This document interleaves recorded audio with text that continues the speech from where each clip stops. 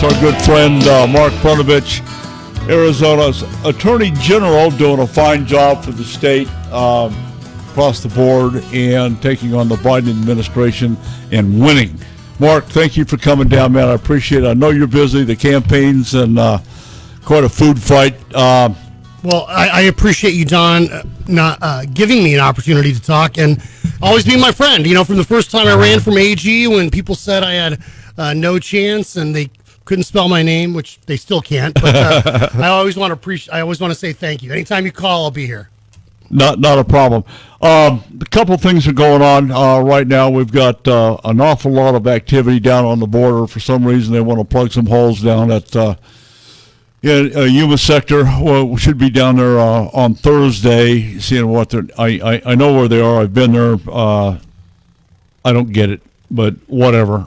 Well, you know, it's crazy. Yesterday, I was on Fox News talking about the fentanyl epidemic in this country and all the drugs coming in that are manufactured in China and then, you know, brought into this country by the cartels. And like about a half an hour before I was on, I saw a clip with Mark Kelly. And Mark Kelly was praising building the border wall. And I'm thinking to myself, this guy hasn't done anything in 18 months. When I was in federal court fighting to stop Joe Biden from rescinding Title 42, he did nothing. When I sued Joe Biden over forcing him to try to build the wall, Mark Kelly and the Democrats were nowhere to be found. When we have ongoing litigation right now over guidance where Joe Biden does not want to deport people with deportation orders. And this is like stuff that the mainstream media doesn't talk about. No, they don't. Right, there's a federal law, Title 8, that says if you have a deportation order, you shall be deported within 90 days. And Joe Biden, they're not doing that. So there's literally felons, people being released from jails and prisons with, you know, convictions or, you know, charged with rape, assault, arson, and they're just being released to our community. There's more than 1 million people right now in this country with deportation orders that Joe Biden is refusing to deport for whatever reason. Any idea what the population of illegals here is in Arizona? Look, I think it's tough to tell, but this is what we do know about the numbers. And once again, you start losing context. But since Joe Biden's been president, there's been more than 3 million people. 3 million people have illegally entered the country. That's like the entire population of Kansas. We also know that just this fiscal year, more than 8,000 pounds of fentanyl have been seized. And I tell people, just to put that in context, I mean, that's enough fentanyl to potentially kill everyone in this country. Absolutely. So we're seeing record amount of drugs flood into the country. We're seeing a record amount of people. It's estimated that there's been 800,000 gotaways since Joe Biden's been president. And just for the listeners, I know you got a sophisticated audience, but gotaways, these are the people right now on the border. I know you're going down next week. I've been down there so many times talking to the ranchers, law enforcement. Yeah. And what happens is you'll have a group of migrants illegally entering the country, and they come over and they literally surrender. Border Patrol, they're carrying their hand-carry luggage, their backpacks, their purses. Yep. And they get processed. The Border Patrol goes out of the field to process them. And then while they do that, you have, you know, the cartels, then the drugs start coming over. And also, you know, in the dead of night across the hot desert, you will see people crossing, usually predominantly males, 18 to 35 years old. Yep. Wearing camouflage, all black clothes, carpet on their shoes so that they can avoid detection. Spot Road and I-8. Yes, and exactly. And so what happens then is there's all those people, and you ask yourself, if you can come over, if more than 3 million people can basically just come right across the border, and Joe Biden's giving them hotel rooms and airfare to go all over the country, why would someone cross the desert, you know, risk death and wearing camouflage and everything else, unless they meant ill for this country? And that's the ticking time bomb that no one's talking about on the left. Absolutely. What are your thoughts? I've got a couple of questions here. One came in from our good friend John Colazar, and he asked very quickly, when will the Republican Party stop looking into the past? He's talking about Trump as the future is starting to bite him in the butt. What are your thoughts on that real quick? Well, I will tell you what, as the Attorney General and as someone that served in our Army National Guard, I will tell you the great mistake in history is generals always fighting the last war. And what we have to do is look to the future. Yeah. I've said this before. We all know what happened in 2020. There are things that we need to do to secure our elections. We need either new laws, new policies, new elected officials that make those laws and policies to make sure that we have voter ID laws. We have restrictions, limitations on ballot harvesting, that we have proof of citizenship. In fact, right now, Don, Joe Biden sued us, a state of Arizona. I'm in the court right now defending Arizona's law that says you have to prove citizenship. You'll win. Well, the problem is that sometimes these lawsuits take a little longer than people want. But Joe Biden sued us trying to say that we can't enforce a law that says you have to be a citizen to vote. So the key is is that going to affect? No. Are you going to have this cleared by November? Hopefully. Okay. Yes. Hopefully the citizenship requirements will be in place. But I do know this, is that our office has 20 criminal cases related to the 2020 election, including, for the first time in Arizona's history, 2 successful prosecutions related to ballot harvesting out of Yuma County. And so I've done my job, but as a prosecutor, you have to focus on what you can prove, what's admissible in court. And there are serious problems, Don, facing this country. And I know when I'm out at my grocery store, the local bashes by my house, when I'm talking to my mom's friends from church, when you're talking to, people you grew up with, people I went to high school with, what they're talking about is, my gosh, have you seen the price of gas? Oh, my goodness. Have you seen what's going on? I cannot tell you. I did an Hispanic radio show on Friday, and people are worried about rent. How am I going to afford a house? Exactly. And that's what people want to know. And what right now is Republicans, we're fighting past battles instead of focusing on, my goodness, the left, the Democrats are consolidating power in Washington, D.C. They're trying to socialize our economy. They're trying to undermine faith. They're trying to undermine federalism. That's what we need to be fighting about and pushing them about instead of trying to relitigate what happened a year and a half ago. Exactly. You and I haven't talked about this, but you're moving into a whole new venue for food fights in the United States Senate, and you're going to have them. You know that. What are your thoughts on foreign policy? What do you see as your role guiding the country? I start with the basic premise of what John Adams said, that we are friends of liberty everywhere, but defenders only of our own. And that means that we have to be very, very careful when and how we engage. So, for example, when a decision is made to leave Afghanistan, we're not the world's policemen. And I do think that was the right policy, but how we did it matters. And you cannot send a message to the world that you're weak. And I am on record, for example, I think Israel is our greatest ally. Yeah. They've been doing our bidding and our business in the Middle East for 60 years. And so we have a moral and legal obligation to do everything we can to defend Israel in a tough neighborhood. Yes. And I think that does benefit our national security. So there are instances where we have to do that. But when I hear these stories, for example, the federal government's going to send $330 million of our taxpayer dollars to study the root causes of immigration in Guatemala and Honduras. I mean, there's things like that we as taxpayers need to say, it needs NFW, to stop. No way, we cannot afford it. I mean, people can't. This is the United States. My goodness, earlier this year, people couldn't find and afford baby formula, and yet we're sending billions of dollars to third world dictators all over the world. Yeah. And now, because we're not energy independent, and I think a lot of this goes back to energy independence, you have the United States president kowtowing and begging Saudi Arabia for more oil, that we're cutting deals with Venezuela and the communist dictators there. That is just disgusting to me.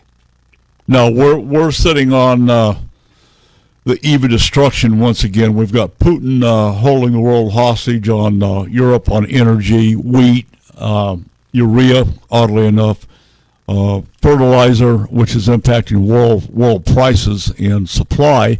And then on the other hand, we've got China, as of late, going to shoot down Pelosi's airplane. Well, when she doesn't have any business being over, she needs to be in the house doing her job. Well, the problem is once she makes that commitment, we as the United States, you can't back down. You got to go. You can't let China think they're bullying you. This is the thing that people need to understand about China, is that the Chinese, they think in terms of long arc of history, not in 2 months or 2 years, 20 years, even 200 years. And China considers themselves the middle kingdom. And they, quite frankly, they understand that this is war by another means. So when it comes to technology, when it comes to what they're doing with the economy and dumping goods and manipulating, what they're doing buying agricultural land here, manipulating markets, manipulating commodities, their whole military doctrine right now is preparing for, a war, a hot war with the United States. But meanwhile, economically, technologically, what they're doing, think about all the stuff they had at those Confucius Institutes in our universities, spying here. So China is doing everything they can to undermine the United States. And that's why when it comes to even the precursor chemicals for fentanyl, all these drugs, they're coming through China, and the cartels, finish them and manufacture them, and they bring them to America to undermine America because they think we're soft. And guess who the leading producer of body bags is? I don't know the answer to that question. China. Yeah. Okay, so do the math. I mean, you take that full circle. Yeah. So. Well, China is clearly trying to undermine us, and I think this goes back once again to the Chinese history, where China considers itself the middle kingdom, that they are like the bridge between the earth and heaven. Yep. And when things in the past happened, for example, during the colonial period where you had, the British and the Germans, the French, colonizing China, and then you had the Opium Wars. Yep. You have to understand that to appreciate that China looks at what they're doing right now with us in the U.S. and flooding us with fentanyl is analogous to what happened last century when the Western powers were getting manipulating, controlling the Chinese coastal areas. Yeah, we're seeing an awful lot of movement, gun grabbing by the left in some uncomfortable legislation being voted on and signed in. What are your thoughts, being a hunter and outdoorsman, what are your thoughts on the Second Amendment right and what's going on, and what do you do to fix it? Well, can you hear me, Don, okay? Sorry, I was playing with the buttons here on the board, but you can hear me, right? Yeah, don't push buttons. Okay, sorry, I wasn't sure. Oh my gosh, Isn't that his job description? I'm sorry. Yes, I push buttons. That's good. Good one, yeah. Just make sure I don't push the button that says China. You're good. No, but in all seriousness, Don, that I'm a believer in the Second Amendment. I am the only candidate, Democrat or Republican, running for the Senate that got an A+ rating from the NRA. No one else got that. And that's because I not only talk, but I do. And so we have led the way. When California tried to impose restrictions on magazine capacities, I was there fighting them. When states like New York try to impose laws that say you have to beg the government permission to exercise your Second Amendment rights outside of your home, we fought them. And you may remember, the Arizona fish wrap here is critical of me, saying, why is Brnovich, involved in litigation in other states involving the Second Amendment? Because all those cases affect us every day. Absolutely. Especially at the U.S. Supreme Court. And anyone that thinks that we need to beg the government to exercise our constitutional rights doesn't understand what rights are and doesn't understand the role of the government. And that's one of the reasons why I'm running for the Senate, to return federalism. This notion that we should never, ever, ever have to beg any government, state or federal, to exercise our fundamental constitutional rights. And so I am proud of that A+ rating. Absolutely. Because I have been there in all the major cases, leading them, including the recent case where we've sued ATF over their attempt to regulate and ban the manufacture of firearm parts. So this is a never-ending battle, and if Congress and the Senate aren't going to do their job, I've had to do it as the Attorney General to keep the administration in check. Absolutely. What's your as you see it, you're going to have a learning curve walking into the swamp. What's your first order of business? To say no. I mean, whatever it is, no. No, I think that we need more people on the federal level saying, no, this is part of the reason why government has grown so big and unaccountable, out of control. Because every time something happens, they want a federal response. So even the Republicans back there, it's like, well, let's give more funding for the Federal Department of Education. No. Instead of anyone saying, wait a minute, the Federal Department of Education, one, why does it even exist? And two, a majority of its budget's discretionary. And so then what happens is they go to the states and say, you need to start teaching critical race theory, or you need to put this in your textbooks, or else you don't get federal money. And it's our taxpayer money. And instead of arguing over, should we Department of Education get this amount or that amount, we need people to stand up and say, no. The Federal Department of Education shouldn't even exist and shouldn't even be doing what they're doing. And, you look at so many agencies that, that no one ever has a check on them and what they're doing and never holds them accountable. Yeah. The other thing is, I have said that I will not vote for another nominee, any budgets, anything until Joe Biden and the federal government does its job and starts enforcing the law and securing our border. Because that is the most important issue right now with the amount of people and fentanyl and the impact it has on taxpayers and local communities. So we have to address that issue first. It's like if you got a bleeding chest wound, you can't worry about, the fact that you got an ingrown toenail. Exactly. Yeah, thank you. Well, that's kind of the way we are right now. The world's on fire, and I'm tasked every week to sit down and put together a hunting and fishing show, and it's difficult to do when the flames are licking at your heels. And we kind of have that. We've got the economy going on, the border issues. The big issue in my mind is China, and Xi, and Putin. Biden's led us down the garden path on that, and financially it's killing us, especially with Ukraine. The money's not getting there. The material is not getting there, and Ukraine's losing the war. Well, the one thing we should all recognize with what terrible tragedy in Ukraine, what we need to recognize about that is that it demonstrates once and for all, one, the need for a strong military. And a Second Amendment. Well, come on, Don, don't be taking my lines, man. That's what I was going to say, brother. Yeah, no, I was going to say the three things it shows you is, one is you need a strong military. Secondly, you need to be energy independent. Yep. And, well, I guess I'd have four things then. Third thing is that you need to have secure borders and control your borders. And fourth, you need an armed citizenry to be the ultimate check on tyranny. Just think what they could do with a box of 30-30s and some shells. Oh, well, just don't you remember when the war started, when Russia invaded, you literally had people handing out guns to people trying to teach them how to use them. And so, we see... what's the old line that history may not repeat itself, but it sure does rhyme? And history has shown that if you are weak and you show weakness to a tyrant, they will take advantage of it. And I just think that the fact that countries, even like Saudi Arabia, no longer care about our opinion, no longer fear us, and then the fact that China is doing, whether it's, as we talked about, whether it's trade, whether it's agriculture, whether it's militarily, the fact that you have a Chinese leader threatening to shoot down a plane of a member of Congress, whoever that member of Congress is. Time to stop. It's crazy. They are so emboldened. And when you do that, you invite chaos, you invite danger. And, Ronald Reagan, who I love, my favorite president, used to always talk about peace through strength. And sometimes the left didn't understand that, but it's as simple as this. If you're tough and you're strong, I call it the Fonzie Rule. If you're tough and you're strong, no one's going to take you on. It's the old, why did you ever see Fonzie in a fight in Happy Days? Because everyone knew he was tough and strong, and they were afraid to fight him. And it's as simple as that. We need to be more like Fonzie and less like Joni. Yeah, absolutely. That was great. That is good. Okay, we got 3 minutes to wrap this up. This is your last shot before we go to the polls. What do you want the folks to know about Mark Brnovich? Well, you know this about me, Don. I grew up here in Arizona. I'm a first-generation American, and I think if your family has not just studied history but lived it, you have a unique appreciation for how fragile freedom and liberty are. This is not a country like China that's founded on a common ethnic identity. We're not founded on one religion. We are founded on a creed, this notion that all of us are created equal and our rights come from a creator.